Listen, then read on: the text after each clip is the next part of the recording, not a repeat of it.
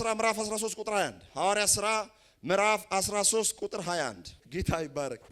ሐዋርያት ሥራ ምዕራፍ 13 ከቁጥር 21 ጀምሮ እንዲህ ይላል። ከዚያም ወዲያ ንጉሥን ያነግሥላቸው ዘንድ ለመኑ። እግዚአብሔርም ከቢንያም ወገን የሚሆን ከ20 ልጀምር እስቲ። ሐዋርያት ሥራ ምዕራፍ 13 ቁጥር 20 ከዚያም በኋላ እስከ ነቢዩ እስከ ሳሙኤል ድረስ 450 ዓመት ያህል መሳፍንትን ሰጣቸው። ከዛም ወዲያ ንጉሥን ያነግሥላቸው ዘንድ ለመኑ። እግዚአብሔርም ከቢንያም ወገን የሚሆን የመጨረሻው የያዕቆብ ልጅ ከቢንያም ወገን የሚሆን ሰው የቂስን ልጅ ሳኦልን 40 ዓመት ሰጣቸው። 40 ዓመት ሰጣቸው። የማን ልጅ? የቂስን ልጅ ሳኦልን 40 ዓመት ንጉሥ እንዲሆን የመጀመሪያው የእስራኤል ንጉሥ አድርጎ እግዚአብሔር በሰዎች ምርጫ ትላንት ነግሬያቸዋለሁ። ሳኦል የተቀባው በብርሌ ነው። ዳዊት ደግሞ የተቀባው በምንድን ነው አልኳችሁ? በቀንድ ነው። ብርሌ የሰው እጅ ስራ ነው። ሳኦልም የሰው እጅ ስራ ነው። አንግስልን ብለውት ነው ያነገሰው። ደግሞ የበሬ ቀንድ ደግሞ ምንድነው? የእግዚአብሔር ፍጥረት ስራ ነው። እነሱ ሳኦልን ፈልገው በእጅ ስራ ነገሰ። ደግሞ ቀንድ ደግሞ የእግዚአብሔር ፍጥረት የሆነው የከብት ቀንድ ነው። ሰው አልሰራም። ስለዚህ ዳዊት በቀንድ የተቀባበት ምክንያት እግዚአብሔር ወዶት ሰው ጠልቶት ነው። ስለዚህ ዳዊት የእግዚአብሔር በጎ ፈቃድ ውጤት ነው። ሳኦል ደግሞ የሰው እጅ ስራ ውጤት ነው። እግዚአብሔር በዙፋኑ ላይ ያለ ንቆታል። እግዚአብሔር ምድረ በዳ ያለ ዳዊትን አክብሮታል። ምን አይነት አመራረጥ ነው? እግዚአብሔር አመራረጥ። ዙፋን ያለውን እየናቀው ምድረ በዳ በግ የሚሸተውን በግ የሚያግደውን የሚያከብር ጌታ። ከዚያ ወዲያ ንጉሥን ያነግሥላቸው ዘንድ ለመኑ። እግዚአብሔርም ከቢንያም ወገን የሚሆን ሰው የቂስን ልጅ ሳኦልን 40 ዓመት ሰጣቸው። እርሱንም ከሻረው በኋላ ዳዊትን በእነርሱ ላይ እንዲነግስ አስነሳው። ሲመሰክርለትም አቤት አቤት እንዴት አተራረካቸው ራሱ ሐዋርያት ሥራ ላይ። እነርሱም ከሻረው በኋላ ማንን? ሳኦልን። ዳዊትን በእነርሱ ላይ እንዲነግስ ሲመሰክርለትም እግዚአብሔር ይመስክርልህ በለው። አጠገብ ያለው የሰው አይጠቅምም በለው በኢየሱስ ስም። አይታል ዳዊትን ቤተሰቦቹ እንኳን አልመሰከሩለትም። ልጅ አለ ሲባለው እንደኔ ቁመት ያላቸው እነ ኤልያብ ምናምን አሰለፈና ሄዶ ሳሙኤል እጅ ስጭን መንፈስ የለም። የሆነ ሼክ አያረጉም። ቅባት የለም ውስጣቸው። አንደኛውን ምን ሮቤል ሄዶ ነካ ሲያረገው ሌሎችንም ሲነካ የእግዚአብሔር መንፈስ ውስጣቸው ሼክ አያረግም። ልክ ዳዊት በገና እየደረደረ ልክ ከበረሃ ሲመጣ ሳሙኤል እጅ ላይ ያለው ዘይት ፈላ። ኢየሱስ ክርስቶስ ጌታ ነው። በተናክበት እግዚአብሔር ያከብርሃል። ስምህን መጠሪያ እንዳይሆን ባወጁበት ስፍራ ላይ እግዚአብሔር በክብር ያቆመሃል። ውርደትህን የሚጠብቁ በክብር ያገኙሃል። ለምን ሲባል እግዚአብሔር የሚታደግ አምላክ ነውና።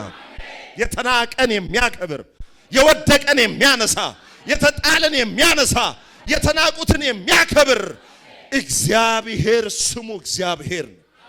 ሃሌሉያ። መሰከረለት። አባቱ እሰይ እንኳን አልመሰከረለትም። ወንድሞቹ አልመሰከሩለትም። ልጅ አለ ሲባል አይ ልጅ አለኝ አይደለም። አንድ እዛ ደረቅ ሩቅ ያለ በልጅነት መስፈርት እንኳን አላቀረበም። ታውቃለህ? ሰው ልጆች የታሉ ሲባል ሙሉ ልጆቹን እንኳን ያቀርባል። ቆይ እንትና ይምጣ ተብሎ ይጠበቃል። ለውርስ ምናምን እንትና ከናይጄሪያ፣ እንትና ከአፍሪካ፣ እንትና ከጂንካ ምናምን ትምጣ ተብሎ ይቆጠራል። እሰይም እንዳደረገ ታውቃለህ? ሌሎቹን ብቻ አቀረበ። እንደ ልጅም አልቆጠረም። በኢየሱስ እግዚአብሔር ግን መሰከረለት። እንዲህ ይላል። እርሱንም ከሻረው በኋላ ዳዊትን በእነርሱ ላይ እንዲነግስ አስነሳው። ሲመሰክርለትም እንደ ልቤ የሆነ ሰው ሃሌሉያ፣ ፍቃዴንም ሁሉ የሚያደርግ የእሰይ ልጅ ዳዊትን አገኘሁታል።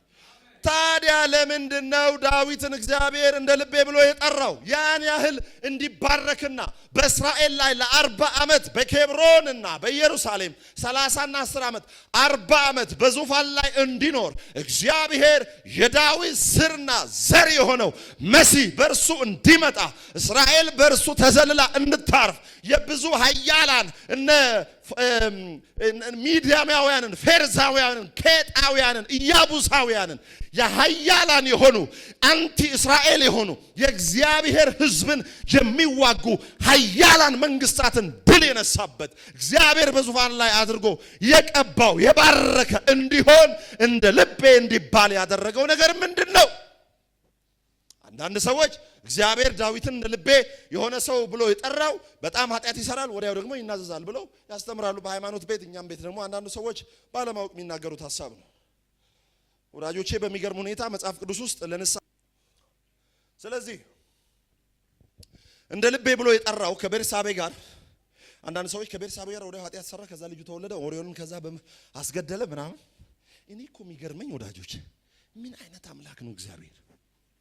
አንዳንድ ሰው አሁን እኔ ቤተክርስቲያን ላይ በጣም በማይሆን ህይወት ውስጥ እየኖሩ ጸጋ ሰዎች ሲገለጥባቸው ሁላችንም ይገርመናል አይደል? በቃ ያው ዳዊት ላይም እኮ እንደዛ ነው። አንተ 1000 ሚስት አስበዋል። አሁን ሰለሞን 1000 ሚስት 1000 ሚስት አይደል 5 ሚስት ያለው ራሱ የልጁን ስም ያውቅ። የት ነህ? የማን ልጅ ነህ አንተ? የማን ልጅ ነህ? የትዬ ልጅ ነኝ አባባ? 1000 ሚስት አለው። ዳዊትን ደግሞ አይታል። የኢየሩሳሌም ቆነጃጅት አልበቃ ብሎላል። የሞዓባውያንን ሴት በብብት ስር ጣልኩልህ አለ። ያ ማለት እንደፈለክ ስታርክ ዝም አልኩ ነው። ሄዶ እንትና ሰለሞን ማለት ነው። ሄዶም ጣዖት ሁሉ አምልኳል ለሴት እኮ ብሎ። እግዚአብሔር ግን መቅደሱን አሰራበት። እግዚአብሔር ጸጋ። አሜን አሜን ሃሌሉያ። ዳዊትን እንዲመረጥ ያደረገው አንድ የተለየ ነገር አለ። አንድ የተለየ ነገር አለ። ሚስጥሩ ምንድነው? ለምሳሌ መዝሙር 132 ላይ እንሂድ። ቶሎ መዝሙር 132 ላይ ሄደን ትንሽ አይተን እንጸልያለን። ለብዙዎቻችሁ እንጸልያለን። እግዚአብሔር ዛሬ ይደራዳል። አሜን ሃሌሉያ። 132 መዝሙር 132 ከቁጥር 1 እስከ 5 እንደምታውቁት ዳዊት ይሄን መዝሙር የዘመረው ሳኦል እያሳደደው ነው። ሳኦል እያሳደደው ዳዊት ይሄን መዝሙር ዘመረ። ምን ብሎ ዘመረ? አቤቱ መዝሙር 132 ከቁጥር 1 እስከ 5 አቤቱ ዳዊትን ገርነቱንም ሁሉ አስብ፣ ለእግዚአብሔር እንደማለ ለያዕቆብም አምላክ እንደተሳለ እሺ በእውነት ወደ ቤቴ ድንኳን አልገባም። ዋው ምን አይነት ጸሎት ነው! ምን አይነት ዝማሬ ነው! በእውነት ወደ ቤቴ ድንኳን አልገባም፣ ወደ ምንጣፌም አልጋ አልወጣም። ለዓይኖቼም መኝታ ለሽፋሽፍቶቼም እንቅልፍ ለጉንጮቼም እረፍትን አልሰጥም። ለእግዚአብሔር ስፍራ ይሁን። እንደ ልቤ ያስባለው ምክንያት ይሄ ነው። በደንብ ስሙ። ከአንድ ደግሜ ላንብበው። አቤቱ ዳዊትን ገርነቱን ሁሉ አስብ፣ ለእግዚአብሔር እንደማለ ለያዕቆብም አምላክ እንደተሳለ በእውነት ወደ ቤቴ ድንኳን አልገባም። ለምን? ወደ ምንጣፌም አልጋ አልወጣም። ለዓይኖቼም መኝታ ለሽፋሽፍቶቼም እንቅልፍ ለጉንጮቼም እረፍትን አልሰጥም። ለምን? ዳዊት ለእግዚአብሔር ስፍራ ለያዕቆብ አምላክ ማደሪያ እስካገኝ ድረስ ብሎ እነሆ በኤፍራታ ሰማ ነው፣ በዱር ውስጥም አገኘ ነው። በኢየሱስ ምን አይነት አልተኛም አለ ዳዊት። እንደ ልቤ እንዲባል ያስባለው ወሳኝ ነገር ኃጢአትን እየሰራ ንስሐ መግባቱ አይደለም። ጉዳዩ አሁን ምንድነው ሲባል የእግዚአብሔር ታቦት ምርኮ ተወስዷል፣ ወደ ባቢሎናውያን ምድር ሄዷል። የእግዚአብሔርን ታቦት ለመመለስ ያ ሳኦል 40 ዓመት ቆይቶ ለ20 ዓመትም ቆይቶ የእግዚአብሔር ታቦት ወደ ቅድስቲቱ ኢየሩሳሌም እንዲመለስ አንዳቸውም ጥረት አላደረጉም። ያ ደካማው ዳዊት፣ ያ ብላቴና የነበረው ዳዊት ግን ለእግዚአብሔር ቤት የእግዚአብሔር ታቦት ሳይመለስ መኝታ አልተኛም፣ ሽፋሽፍቶቼም አይከደኑም፣ ወደ መኝታይም አልወጣም። ለእግዚአብሔር ቤት ምን ለእግዚአብሔር ስፍራ ለያዕቆብ አምላክ ማደሪያ እስካገኝ ድረስ ብሎ ሃሌሉያ። ኢየሱስ ክርስቶስ ጌታ ነው። የእግዚአብሔርን ቁጣ መቆጣት ይሁንላችሁ። የእግዚአብሔር ልብ ውስጥ ያለው ነገር አውቃችሁ ለዛ ዓላማ መኖር እግዚአብሔር ያድርጋችሁ። ዳዊት እንደ ልቤ የተባለበት ምክንያት ዙፋን ላይ ነው። ወይን ይጠጣል፣ ጮማ ይቆርጣል፣ በተመቻቸ ስፍራ ነው ያለው። ብዙ ገረዶች፣ ብዙ ደንገጡሮች የሚንከባከቡት ሁሉ ነገር የሞላ ነው። ሁሉ ነገር ሞልቶ ጦርነቱንም አሸንፎ የዳዊት ልብ ያለው ከቅድስቲቱ ከተማ የእግዚአብሔር ታቦት እንዲመለስ ነው። የእግዚአብሔር ክብር ካቦድ እንዲመለስ ነው። አሜን። በኢየሱስም በእናንተ የእግዚአብሔር ክብር ይመለሳል። የከተማይቱ ክብር ይመለሳል። የቤተ ክርስቲያን ክብር ይመለሳል።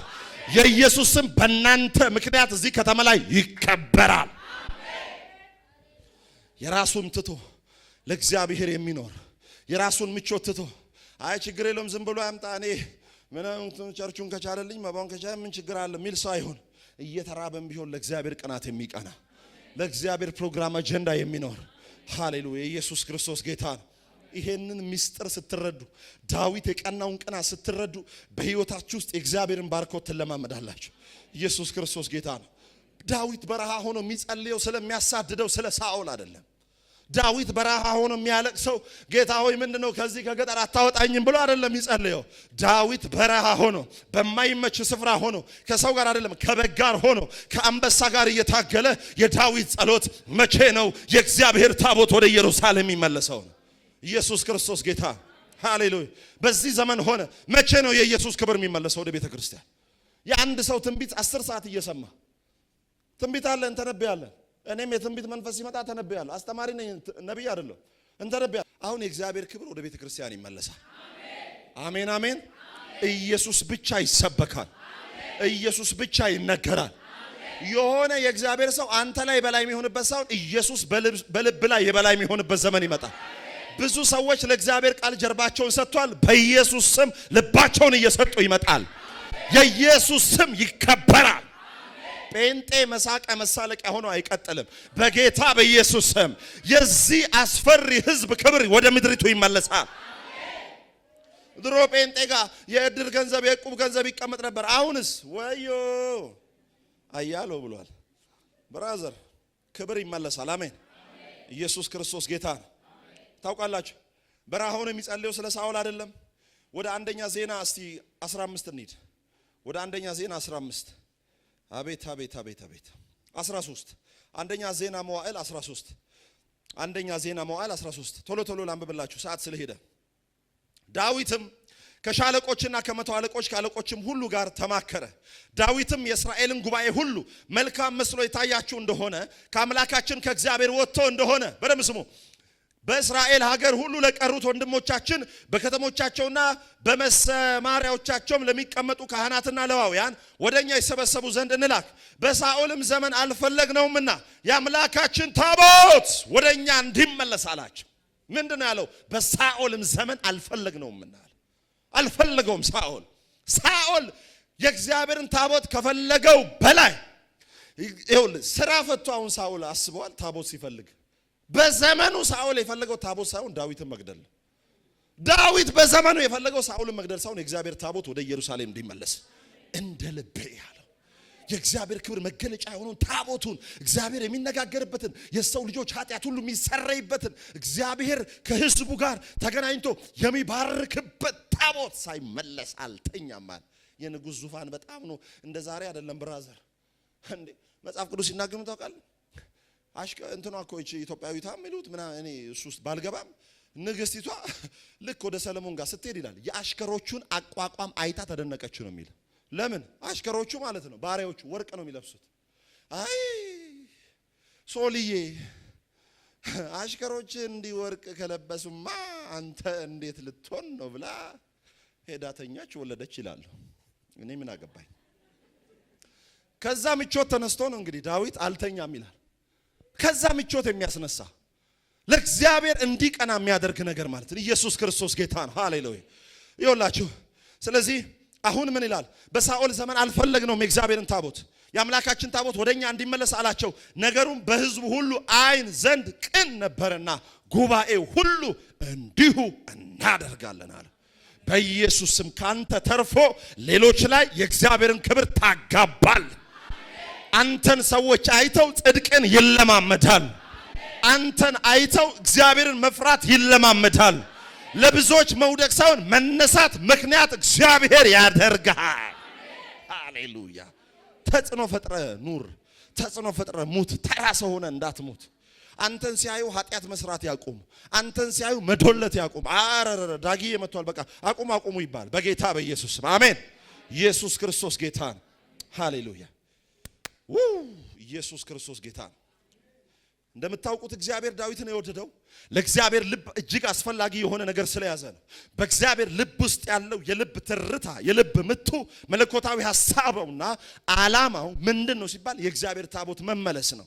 ቅድም ወደ መዝሙር 132 ሄዳችሁ ስትመለከቱ እኔ ያነብላችኋለሁ ቶሎ ለማውጣት መዝሙር 132 ላይ ሄዳችሁ ስትመለከቱ ቁጥር 8 ላይ እንዲህ ይላል። ቁጥር 8 ላይ አቤቱ ወደ እረፍትህ ተነስ። በደንብ ስሙ።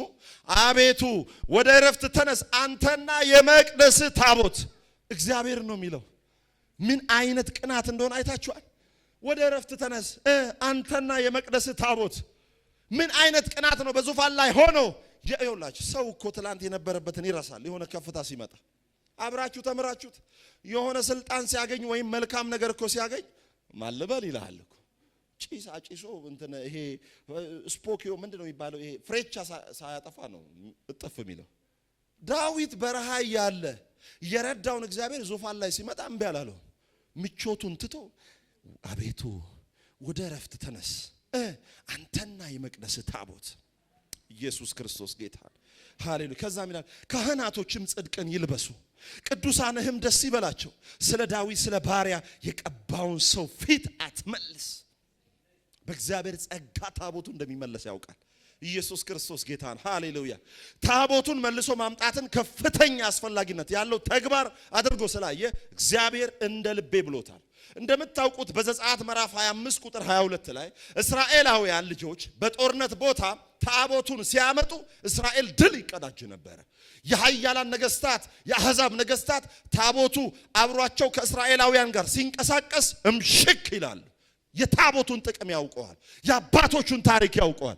የእግዚአብሔርን አብሮነት ፈልጓል። በጦር በዘመቻ በወታደር ብዛት አላመነም። ያመነው በእግዚአብሔር አብሮነት ነው። ሃሌሉያ። ሰው በኃይሉ አይበረታም፣ ደግሞስ በመንፈሴ እንጂ በኃይልና በብርታት አይደለም። ብቻ እግዚአብሔር ከናንተ ጋር ይሁን። የጠመመው ይቀናል፣ ከፍ ያለው ዝቅ ይላል። የእግዚአብሔር አብሮነት በህይወታችሁ ይታወቅ እና እግዚአብሔር ካንተ ጋር ለመሆኑ ምልክት እግዚአብሔር ይስጣችሁ። በቃ ቅድም ነግሬያችሁ ሌላው ቦታ ጮማ ይሁን ልጥብሱ ምናምን እየተጠበሰ ምንም አይጣፍጥህም። አንተ ቤት ሽሮ ይጣፍጥልህ። ቅድም ብያችሁ የእግዚአብሔር ሞገስ ማለት አንተ ብዙ ገንዘብ ኖሮ ብዙ መኪና ኖሮ እገሌ ና እንጂ ና እንብላ ና እንጠጣ ያልከው ሰው አይፈልግህም። ለምን? ሞገስ የለም። አንተ ምንም ሳይኖር ቤት እኮ ነህ፣ ደሃ እኮ ነህ። መኪና ያላቸው እየመጡ ና እንጂ ምሳ እንብላ ይለዋል። አይ የኛ ስጋ ቤት ሰልችቶናል ያንተ ቤት ሽሮ እንብላ ይለዋል። የእግዚአብሔር ሞገስ በእናንተ ላይ ይሁን። የእግዚአብሔር ሞገስ ማለት በእግዚአብሔር ፕሮቶኮል በእግዚአብሔር ስታንዳርድ መውጣት መግባት ማለት ነው። ንግስቲቱ አስቴር ለማንም ያልተዘረጋ የወርቅ ዘንግ ነው የተዘረጋላት። ስትገባ እኮ ልብሷ ስትገባ እኮ ከየት ምድር ነው የመጣችው?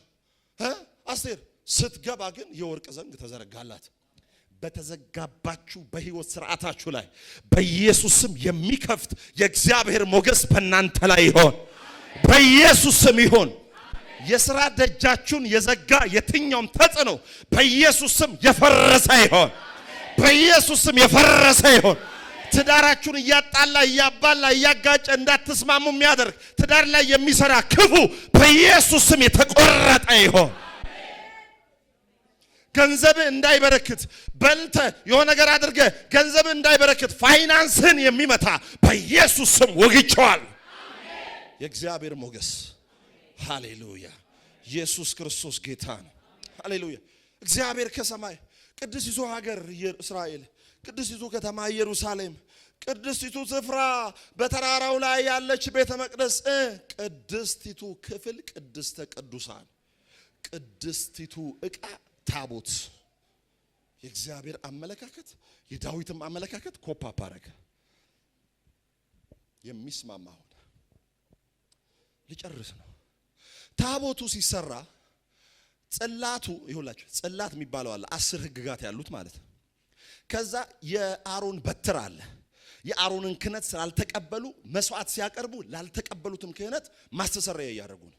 የታቦቱም ውስጥም ደግሞ ያለውን የ10ቱን ህግጋት ደግሞ ላለመጠበቃቸው ለዛም የኃጢአት ማስተሰረያ ያያደርጉ ነው። ሶስተኛው ደግሞ ለካዱት ላክፋፉት ደግሞ መናም ጭምር መስዋዕት ስርዓት ያያደርጉ ነው። ስለዚህ ታቦቱ የጽላቱ ማደሪያ ነው። ታቦቱ ሲሰራ በእንጨትና በወርቅ የተለበጠ ነው። ወርቁ ሲሰራ ደግሞ ከዝግባ ነው የተሰራው። ይኸውላችሁ ወርቁ ዝግባ በእስራኤል ታሪክ የማይበላሽ እንጨት ተብሎ ነው የሚታወቀው። ዝግባ የማይበላሽ እንጨት ነው፣ ረጅም ዘመን ይኖራል። ወርቁ ደግሞ ያ ዝግባ የተለበጠበት ነው። የዝግባው ምሳሌና የወርቁ ምሳሌ ብራዘር በደንብ አድርጎ አምላክን የሚገልጥ ነው። ዝግባነቱ ፍጹም ሰውነቱን ያረጋግጣል። እስቲ አሜን። ወርቅነቱ ፍጹም አምላክነቱን ያረጋግጣል። ስለዚህ ታቦት ይመለስ ሲል ኢየሱስን እየጠራ ነው ዳዊት። አልገባችሁ? እሺ በደንብ ስሙኝ። እንጨት በባይብል ውስጥ ሰውን ነው የሚያመለክተው። ወርቅ ደግሞ የመለኮታዊነትና የአምላክነት ምሳሌ ነው። አሁን በታቦት ውስጥ ምን አለ ሲባል ይሄ ስሬት መክደኛው ይሄ ደም ይፈስበታል አይደል? ካቦሬዝ ይባላል። ካቦሬዝ ማለት መሸፈኛ መክደኛ ማለት ነው። የሰው ልጅ ኃጢአት የሚሸፈነው የሚከደነው በምኑ ነው? በስሬት መክደኛው ነው። ስለዚህ የሰው ልጆችን ኃጢአት የሚያስወግድ ኢየሱስ ወደ ክብሩ እንዲመለስ ዳዊት ይፈልጋል። ቦታው ምን ይባላል? ቅሪያት ያሪም ይባላል። ቅሪያት ያሪም ማለት ዱር ማለት ነው። ኢየሱስም የተወለደበት ስፍራ ደግሞ ያቺው ቅሪያት ያሪም በዱር በኤፍራታ ሰማ ነው ማለት ነው። ዳዊት ታቦቱን ያመጣበትና ኢየሱስ በስጋ የተወለደበት ስፍራ አንድ አይነት ነው። ስለዚህ ዳዊት ታቦት የማስመለስ ጉዳይ ብቻ አይደለም፣ የኢየሱስን መምጣት እያፈጠነው ነው።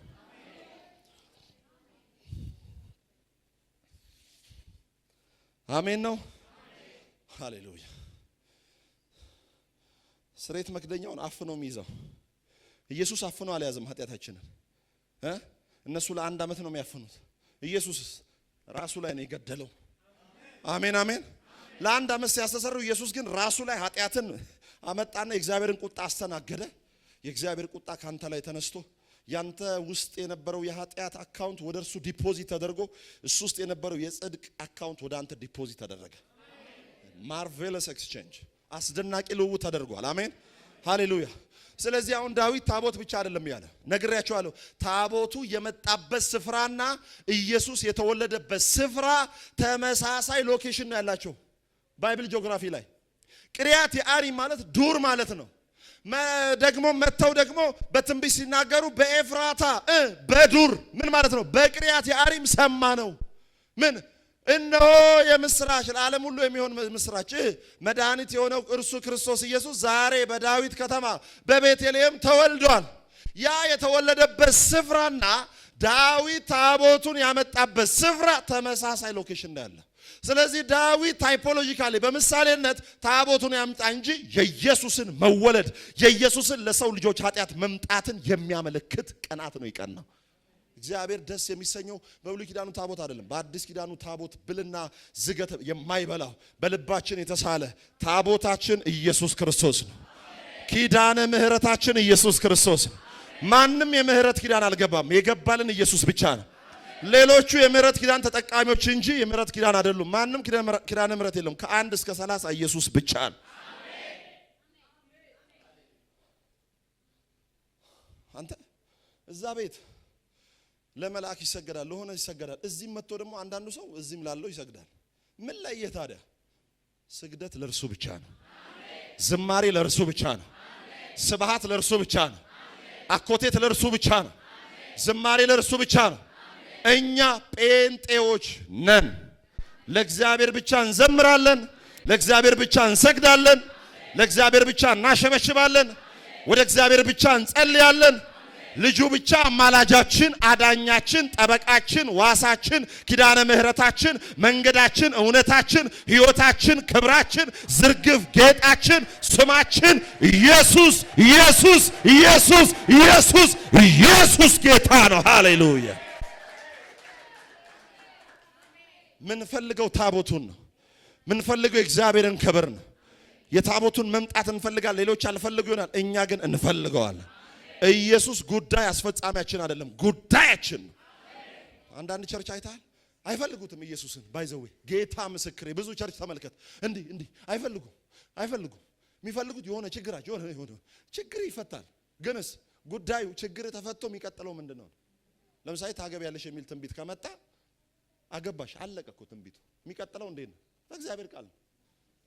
ኤክስፓየር ያደርጋል። አሁን ታገባለህ ተባለ፣ አገባ። ካገባ በኋላ ስዋለድ ልጆችን ሳሳድግ የማሳድገው በትንቢት ሳይሆን በእግዚአብሔር ቃል። አሜን ነው። ስለዚህ የእግዚአብሔር ቃል ለዘላለም የጸና። ለምሳሌ መጽሐፍ ቅዱስ ሲናገር የእግዚአብሔር ስም የጸና ግንብ ነው፣ ጻድቅ ወደ እርሱ ሮጦ ይደበቃል አላለ። ከፍ ከፍ ይላል። ማን ነው እግዚአብሔር ጋር መጥቶ አተናውጣ የሚል? አስባል። ወደ እግዚአብሔር ስትደበቅ እግዚአብሔር ጋር ስትሮጥ ራሱ ከፍ ከፍ ነው የምትለው። ከፍ ከፍ ነው የምትለው ማለት ጠላት ወደማይገባበት የክብር ክልል ትገባለህ ማለት ነው። ጠላት ሄዶ አንተን የማያገኝበት ገና ሲጀምር ወደሚሞትበት የክብር ክልል ትገባለህ ማለት። ማንም በማይደርስበት ብርሃን ውስጥ ይኖራል ይላል መጽሐፍ። he lives in an approachable light ይላል። ማንም በማይደርስበት ብርሃን ውስጥ እግዚአብሔር ይኖራል። ከዛ አንተን ምን እንዳለ ታውቃለህ? ከድቅድቅ ጨለማ ወደሚደነቅ ብርሃን አላለም፣ ብርሃኑ ነው ያለው። የትኛው ብርሃን ሲባል ማንም ወደማይደርስበት፣ ጨለማ ወደማይደርስበት፣ ሞት ወደማይደርስበት፣ ኩነኔ ወደማይደርስበት፣ ኃጢአት ወደማይደርስበት ወደ ብርሃኑ በክርስቶስ ኢየሱስ ተጠቅልለሃል። ከአገልግሎት መስጫ ክልል ውጪ ነው። ለምሳሌ እኔ አባቴ ወሰንጋላ ባሊቦላ ቦረንቲቻ ቃልቻ የሆነ ቻቻ እያመለከ ስለኖረ እሱ እንደዛ ስለሞተ እኔ ደግሞ ወደ ጌታ ቤት መጥቼ የአባት እርግማን ብራዘር አሁን እኔ ወደ ጌታ ስመጣ የእኔና የአባቴ እትብት ተቋርጦ የአብ እትብት በክርስቶስ ወደ እኔ ገብቷል። አሁን የሚያሳድደኝ የአባቴ እርግማን ሳይሆን ቸርነቱና ምህረቱ ነው። ለዛ ነው መጽሐፍ ሲናገር ቸርነትና ምህረት ይከታተሉኛል ይላል። መጽሐፍ ቅዱስ ግን በዕብራይስጡ ራዳፍ ማለት ነው። ምን ማለት ነው? ያሳድዱኛል ማለት ነው። የሚያሳድድ ቸርነቱና ምህረቱን በሌሊት በዘጠኝ ሰዓት ጥቁር ሰው አሳደደኝ አትልም። ምህረቱ አሳደደኝ። ሁል ጊዜ እየደከምኩ ዛሬም ቀና ያደርገኛል። ሁል ጊዜ እየወደቅኩ ዛሬም ቀና ያደርገኛል። በመልካምነቱ ያሳፍረኛል። አምቼው ሳልጨርስ በበጎነቱ ያከብረኛል። ሃሌሉያ። የምን ጠንቋይ የምን እንትን ፈሪ ክርስቲያን ጦጣ እንድትሆን ደንባራ እንድትሆን እግዚአብሔር አልጠራ። ጻድቅ እንዳንበሳ ጻድቅ አንበሳ ቢርበው ሳር አይግጥም። ሳምንት ሳይበላ ቆይቶ አንድ ድኩላ ዘነጣጥሎ በልቶ ስቲኪን ይዛል እንጂ በፍጹም ሳር አይበላም። ሳር አትብላ። ማንነትን አታስነካ። ጽድቅን አታስነካ። ጴንጤ ናችሁ አትመሳሰሉ። ከኃይለ ገብርኤል ጋር ከአብዱ ሰላም ጋር አትመሳሰል። እኔ የኢየሱስ ልጅ ነኝ። አንደኛ ዜና 13 ታቦት እንግዲህ መጀመሪያ በአሚናዳብ ቤት ነበረ። ታቦቱ በአሚናዳብ ቤት ታቦቱ ነበረ። በፍጹም ግን ምንም የአሚናዳብ ቤት ሲባረክ አታዩ። በጌታ በኢየሱስ ስም እግዚአብሔር ከእናንተ ጋር ሆኖ መኖሩ ይታወቅ። በኢየሱስ ስም ታቦቱ ቤቱ አለ፣ ግን ምንም አልተባረከም። ኦዝን አይታችኋል? እያመጡት ታቦቱን ወደ አቢዳራ ቤት እያመጡት ኦዝ የሚባለው ነካ። ልክ መጽሐፍ ቅዱስ ሲናገር በሬዎቹ ይፋንኑ ነበር ይላል። ይፋንኑ ነበር፣ ይደነጋገሩ ነበር ይላል። ደግሞ አዲሱ መደበኛ ተርጉ ነካ ያረጋቸዋል በሬዎቹ። ከዛስ ታቦቱን እሱ ላይ ነው ያደረጉት። ከዛ ልክ እንደዚህ ሲል ኦዝ ሲደግፍ ደገፈው ራሱ እግዚአብሔር ገደለው እዛው። ለምን? ታቦቱ ይደግፋል እንጂ አይደገፍ። ኢየሱስን ልደግፈው አትበልሽ። በእርሱ በማመን ብቻ ነው የምትጸድቀው። አይ ኢየሱስ ቆይ አሁን ሃይማኖቶች ምንድነው የሚሉት? ኢየሱስ ሲደመር የኔ ነገር እኮ ነው የሚሉት። ኢየሱስ ሲደመር መዳኑ እንድናል እምነት አለ ግን ስራም ያስፈልጋል። እሺ ስራውን ስራ ስትሉ ሲሰራ አታዩም እንዴ? በመንግስት ስራ ነው ያልከኝ፣ በስራ ጸድቃለሁ ያልከኝ በመንግስት ስራ ነው። መልካም ስራ ሲፈልግ የለም እንዴ? ኢየሱስ ሲደመር የሆነ ነገር ይሆናል። ባዶ ነገር በደም ስሙኝ። ኢየሱስ ሲደመር ምንም ነገር ይሆናል፣ ሁሉም ነገር። ኢየሱስ ላይ አንድ ነገር አንጨምርም። ኦዝ ሊደግፈው አሰበ። በፍጹም በሰው ድጋፍ አይቆምም። የእግዚአብሔር ልጅ አይታል። እንደዚህ ይፋንናሉ በሬዎች። ታቦቱም ይወድቅ ይመስላል፣ አቅም ጉልበት የሌለው ይመስላል።